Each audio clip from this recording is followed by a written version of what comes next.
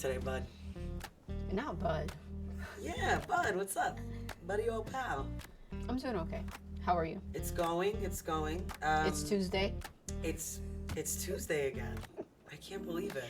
And, I remember last time we were chatting, it was the end of the semester, and I didn't even get it in between. Summer classes all over. So I got 2 starting this week and then another 2 next week. Do I need those concentrations or? But It'll go by fast. It will. It's going fast. How's everything with you though? You're on your way out of here. I heard from a bird. That comes with its own stress of trying to navigate what's next, and there's some, I guess, mixed emotions in navigating, finishing this chapter and preparing for what's next. It's gonna come with a lot of good big ideas on the other side, and I'm hoping so. Matter of fact, one really amazing big idea from the last week. Fill me in. Re-commerce was shown this amazing example of re-commerce. I mean, there's so many iterations, right? But this particular, actually a young person, a 27-year-old out of New York City, I guess reached out to Amazon and actually is reselling their returns. Has a really cool pricing model as well. Beginning of the week, it's something like $15 and $20, and every day it goes down until everything is $1 on Saturdays. And everything gets sold. All these things that you can't exactly sell as new, maybe the packaging's a little beat up. It's such an amazing example of like how creative we can get. We are more mindful of sustainability practices. It sounds like giving products a second life and kind of optimizing a lot of returns that companies get. Absolutely. And there's a whole resell market that's really taking place. And I think this younger generation is more aware of sustainability and how that plays a major role. And, the focus on thrifting has become super popular. Yes. And I think it's that idea of finding something that you just may not have found elsewhere, and it makes you feel unique in that sense. Absolutely. Like, you can't just find this at Target. Like, this is something that's unique to me. I went through the trouble of going through hours of product to make sure I got this one piece. But it's funny because actually, to your point, one thing that I've seen in thrifting a lot, there's actually, I wouldn't call her a friend necessarily, but she's in my circles. And she, first of all, I've never seen her wear the same thing twice, shoes included. Never in my life. And what she does is, she, does that. She curates thrifted clothing. And I kind of like that idea because for a person like me, like, I'm not digging in those bins all day. I'm not. I don't care how unique it is. So I like the idea of people kind of having an extension of curation be that, and it saves a lot of time. But what I will say with the re-commerce aspect, one thing that does differ from the thrifting part is that typically in re-commerce, you can actually find like various sizes and various colors. I think that's one way that it does depart from the thrifting. I do agree that with the thrifting, like the connection I see most clear, I think, between thrifting and the re-commerce, it's an accessibility thing because you'd be finding, like, there's designer in the bins. And I feel like with re-commerce, it's kind of the same thing. Because they are sold cheaper, because they can't be sold at full price, I feel like people find things, at least in this particular instance with this young man in New York, things that they might not be able to afford otherwise, or products that maybe they wouldn't gravitate towards because it might not be a necessity per se, but at an unbeatable price, it becomes more palatable, It's also interesting how this has become like a separate business model on its own because it just requires more work and resources from these companies to actually organize, fix up these products within their own business model. Yes. So then there's basically a separate business model for other companies to take on all these products basically and resell them. And then it's also been popular with the like influencers to have the mystery boxes that you can kind of just purchase, let's say $150 for this box, and you get over maybe like $300 worth of products and stuff. To me, it could be a little, mixed with junk because you don't really know what you're getting in that sense, but you're taking a chance. It's kind of giving what's that show? Storage Wars. Oh, yes, yes, Remember yes, that? yes, yeah. Where it's kind of like, listen, here's a whole bunch of. And then also like luggages that it's like lost luggages that you can kind of claim, That's and then you great don't point. know what you're getting either. Yeah. But also, I mean, I don't know if I'd be able to do that and sleep at night, because it's like, if I lost my bag, I want it to come home to me. I know that Madewell is a jeans brand. They have this really interesting model where if you trade in a pair of old jeans, by the way, they're made fantastically. So by the time they're at the end of their life, I mean, it's... You've had them for a while. You've had them for a while, or you wear them well. And what they do is you trade in your jeans. They give you a $10 credit towards your next pair, which is a nice incentive. And then I believe they maybe repair them. That part I'm not sure about. But I know that they have a very unique partnership where if the jeans are so beat up they cannot use them anymore, they end up like turning them to fibers. Essentially, they deconstruct them, and they partnered with Habitat for Humanity to use that as insulation in their builds. Wow, that's awesome. Yeah. So you're talking about, kind of the second life. I think this is why re-commerce is so valuable, because it's actually taking into consideration the life cycle of products, not just giving them new life, but also accounting for the end of life in that particular case.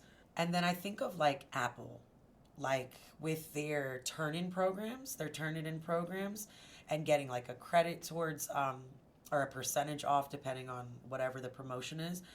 And then, of course, they take those phones and they refurbish them. And that's what you get when you break your phone and you call the insurance. And that's what they send you. Commerce kind of operates. Also kind of like what you were talking about before about like the curation and stuff. People are willing to pay for these products that are being resold because there's a value being added to it. In the supply chain, we always talk about value being added. You could go to Costco and buy in bulk, but that's not always convenient for everybody. Right. So sometimes people are like, oh, let me go to the grocery store. You get that assortment and that smaller quantity, and that's the value that you're getting from purchasing in a grocery store. So then even when you're purchasing things that may not have been anything changed to them, it's that specific item that you weren't able to find at your local thrift store that you're like, oh, especially when it comes to collections and collectible items, people are willing to spend that money for those type of things. Point. And people are really making a business with that reselling type of component on eBay and other kind of sites like that, which is pretty cool. Which is a good point, because eBay, I mean, how long has eBay been around? But I think the unique thing about this, I wish I could remember the name of his store, but I think the unique thing about this fellow in New York is that it's a storefront. Mm-hmm. I don't know. For me, I feel like it's a yard sale in a store. It kind of is, though. Yeah. It kind of is, you don't know what you're looking for. You end up buying more stuff than what you plan to, because. Yeah. And also the deal aspect to it of like $15 on the first day. People are so willing to spend more on the first day because of the fear of missing out. They're like, oh, if I wait till the day that it's the cheapest, I may be left with the scraps. Everybody already got a hold of the good stuff. Absolutely. So then it's like people are more willing to even, spend more money because it's like, I want to get the good stuff before everybody else gets to it.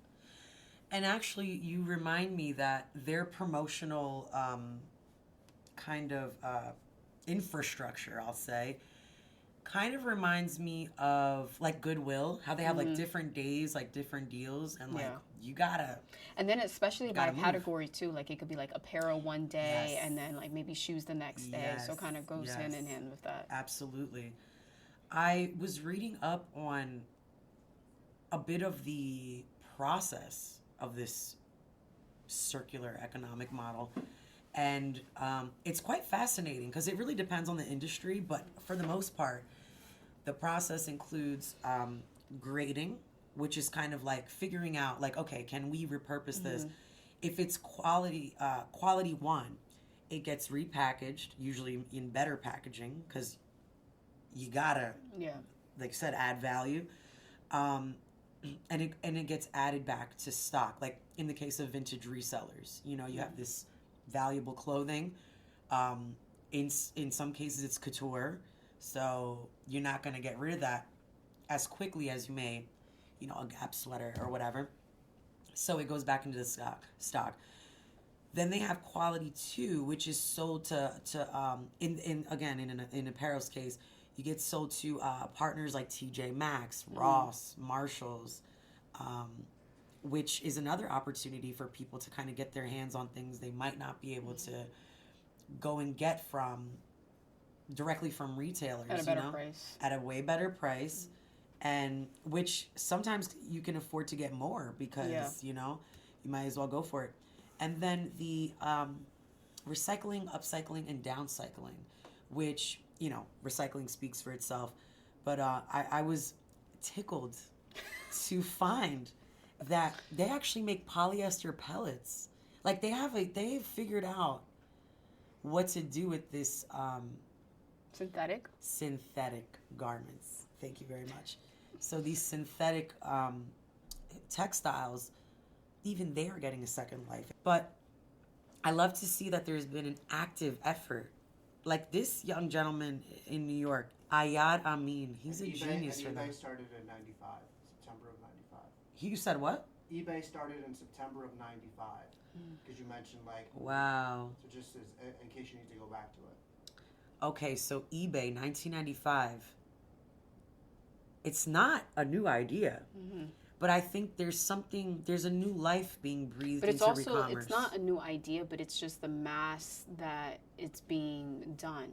It's not just a few products anymore. It's like all this extra inventory that these companies have nothing else to do with. They're like, okay, here, take it. Yeah. Basically. And my thing is there have been times where I'm in the store and I'm like, hey, this got a little scuff on it. Hook a girl up. Usually that's the problem that you're having. There's a little something going on, but it's like a perfectly fine, usable item. So actually, I got this for $250 because you're Fake Stanley. Oh, is it your time for Fake Stanley? Well, there's a little scuff on it, and I was like, so do I get a discount from $5 to $250? You know what I'm saying? And if it's if we talk like a food processor, a blender, things that have a higher cost, people are not going to be willing to, pay the full price for it. But all of this reminds me of our business model that we did together. Oh my gosh, yeah. So for one of our classes relating to entrepreneurship, we actually were in a group together, and the whole goal was to create a company that the main focus is sustainability. Yeah. So this all kind of reminds me. And it did have to be circular, by the way. Yes. So it's kind of taking compost and selling that compost and just creating different ways to sell what we produce from things that we're just going to go to the garbage anyways. Absolutely. So it's kind of really interesting to see sustainability. Food scraps. Basically, we was picking up money all day. We're taking the food out. We're bringing the dirt in. So in Yamin Aid's store, I noticed that there were certain things that were in just blank boxes. So I think he probably has a process for that. So the refurbishment process.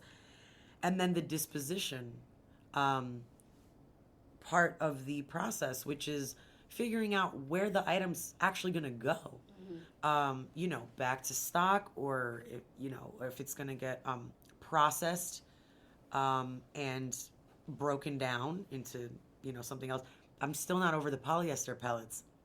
I love that because I don't know how recent this technology is, but I mean, again, I remember not that long ago it being a real problem because those clothes don't degrade. It's basically like plastic. Especially jeans and those type of materials. And not for nothing, I don't know if you're aware of this, but a lot of brands dump their clothes in the desert. But I think that also plays into the fast fashion role, in that things are constantly being put out in a period of more than what people are actually purchasing. Yes. So then there's also all these leftovers of clothing that doesn't get put to use. Yeah. So I think this component is giving these clothes, these products in general, a second life in a way that's more business ran than consumers. Because thrifting is more I'm an individual consumer that just happened to purchase this stuff that doesn't fit me, doesn't serve me anymore, and I'm just donating it to the thrift store. But when it's re-commerce in this aspect, it's more of a B2B type of thing, and then Certainly B2B to, I guess, to C, because then it's at the end of back to B. Yeah. Back to C, I think a lot of businesses can take this this notion and kind of put their spin on it. And then it also adds a business model that other companies can enter the market with. So the ones that don't want to deal with all this extra kind of work that comes with reselling, it becomes like an open door for other places. They're like, come get this off my hands. And not for nothing, we talk about Patagonia every once in a while. I mean, that's also a great example because they have their recycling program, and a lot of the coats that end up in there are not even in super bad shape.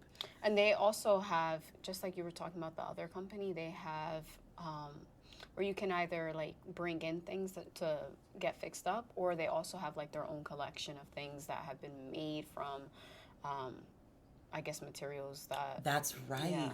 The repurposing. No, because listen, one thing I love in this life is good fabric. I do. No, seriously. People don't have this love of fabric that I do, but they sure hate bad fabric. Like, it's like audio. It's like you don't notice good sound. You're not supposed to, but like bad audio. You're like, I didn't know good until I knew bad. Damn, okay, so. In any case, let's talk about what firms can do to make this transition. Like, first of all, the curation aspect. I feel like that breathes a new life into anything. Just kind of like contextualizing it or juxtaposing it against, whatever other collections that you have. Like, if they took all the old iPods and put them out, like, I would get them. I don't know. This is just like an idea.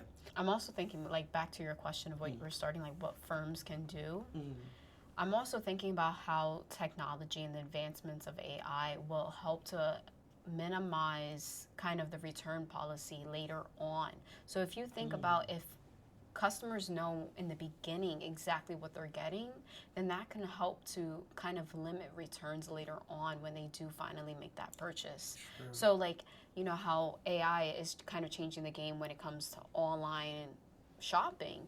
If you know like, oh, this lipstick is more, looks well with my color complexion, or the shirt is fitting more to what my body type is, like all those components, you're more sure of your purchase. Yes. And then when you do finally make that purchase, you're more confident, and then you're more satisfied, leading to less returns, and then maybe leading to less of this resell component of all these products being extra inventory. I mean, and see, this just goes back to a bigger... Oh, my bad. Not footsies. Whoopsie. It goes back to this, like, overarching thing, right? I'm going to bring up Yamin Aid again. Shopping locally. If you're physically in the store, the odds of return falls dramatically. That's number one. And number two, I feel like that's what well, not number two, but just saying... I feel like that's what Yamin Aid has. I think there's also no return policy for a model like that. It's well, definitely. Well, definitely. As is, for sure. But I think that's the cool thing about it. Because you're not only having access to products that you may not afford or look at because you're not going to buying it new. And you're more confident because you're seeing it. You're more confident because you're seeing it. And also, sorry to cut you off. No. But it also, I remember seeing that they allow you to see if it works. Absolutely. In there. Absolutely. So then it makes you confident, like, okay, Absolutely. I'm willing to purchase it. Not just because it's a good price, but because I know it works and I like the way it functions. Yep. So then you're confident, like, okay, I'm not being scammed. Right. And you might even feel like that a little bit, but I mean, that's fine. For $15, espresso machine, like, please, okay? I think we're going to be fine. What I'll say I want to see more of is supply chain transparency. I think this is also going to feed into this model being sustainable long term. Because you know what? Eventually, I think everyone's going to want to get in on this re-commerce thing. It's so much, the scope is, the breadth of it is so much wider than just reselling. There's a whole... And there's different reasons why people go after these products, either to resell themselves or, like you were saying, to get things at a cheaper deal. And sometimes it's reselling with the idea of, targeting a specific audience. Like, oh, there's somebody looking for this exact, collectible shirt. Absolutely. Things like And not for nothing, I might have to go get a mystery box before the year is over. You're like, what do I do with all of this stuff in this box here? You're like, Christmas gifts? It's like 40 pairs of pantyhose that don't fit me. Just like Half of them with holes. moth-eaten, okay? Like, forget about it. But I think this was a really interesting topic to see kind of where I think overall online shopping is going to be heading, and kind of this new market of what do we do with this inventory that came back to us that we weren't exactly expecting for. But it's also businesses they account for returns in part of their finances of making like, okay, we're going to get a portion of this return back to us, and it's easier to cut costs by not really implementing it back into our inventory that we currently have. But then also, like, I feel like for me as a personal shopper, I don't online shop often, but it's also the idea that, like, not everybody's on Amazon's level when it comes to 2-day shipping. So sometimes that plays a role into why there are returns. It could not be the product itself. It could be the timing of it. By the time I got it, I no longer needed it. I needed it for this specific occasion, this specific event. And when it came, the event passed, like, the need already was fulfilled. So I think can't tell you how many sometimes, times that's happened to me. and with Amazon being the leader in shipping, everything is compared to that 2-day type of limit. I really am curious to see how this model proliferates over the next few years, because I also do think that it's abstractly related to COVID. Since we were inside so much, we couldn't like touch and feel things. We had, everything coming to the house, and I don't know. So I feel like we're still kind of getting out of that, just those times, until we're like 5 years, until it's like 2025, I feel like we're still going to have that leftover mindset. But that being said, when we start to kind of move out of that space, finally, I'm curious to see how re-commerce is going to remain innovative, because will it be enough to just resell things that people return? Because I feel like for at least Yamin Aid, the promotional structure is the thing too. It's not just returned items or slightly used items. It's it's kind of gamified, and Definitely. he totally he found like the sweet spot of re-commerce. And I think it's really the fear of missing out that kind of plays into like, oh, I need to get it while I can because I don't know when the next opportunity will be. It's also interesting to see how we've seen it with apparel of, high-end brands kind of be pushed down the ladder of, oh, it didn't sell in this season. And now, TJ Maxx or Marshalls is selling it. So you're getting it at a cheaper price. And how does that play with the brand and kind of its association? So I wonder how that will further be implemented with re-commerce as a growing kind of business model, and how that will affect brands with a higher, association of kind of pricing when it's being resold at a cheaper price. Yeah. I mean, I remember when Michael Kors started popping up in Marshalls. You remember that? I'm like, okay. And then if you see it there, it's kind of like it loses its value, even if it is not in season per se. But see, I feel like dilutes in some cases, but in others, it's like a strategy against that. And it's just kind of like, I don't think I have that part quite figured out. I guess we have to talk about it again next episode. Yeah, facts. If you'd like to check out more episodes of The Human Side of Business, follow us at Montclair_Feliciano. If you want to watch more episodes of The Human Side of Business, you can follow us at Montclair_Feliciano.